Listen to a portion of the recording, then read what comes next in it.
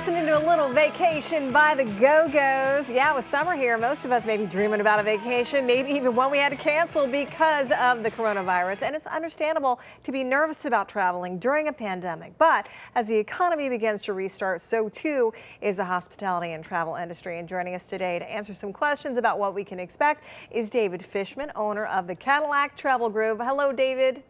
Hello, good morning. Good morning. First of all, people want to know, is traveling safe, especially staying in a hotel of some kind? Absolutely. What the protocols they've done has been incredible. They really have focused in on making sure that it's going to be a safe and a great experience for you. For example, a lot of the hotels are doing, not only are they fogging and cleaning the rooms with the proper CDC approved type of cleansers and cleaners, but then after they're done, they seal the rooms with like a tape. They're doing that at the Wynn and Venetian. So you're like cracking the room open for the first time. So you have a feeling that this is a safe environment and no one else has been in there. Okay, that's kind of cool. I hadn't heard about that with the tape. What about what's new for events for families, such as at amusement parks like Disney World? How are they preparing to reopen? Well, there, once again, everyone is going to do the touchless temperatures, making sure that no one comes in with over 100.4.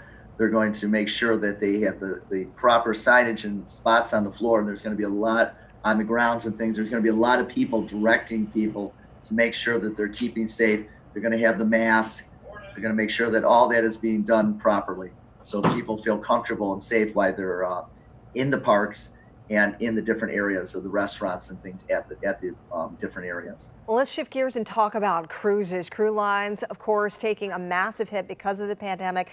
And there were images of people and crew members stuck on board for days, even weeks in some cases, due to the virus and exposure risk. What are cruise ships doing to make passengers feel safe?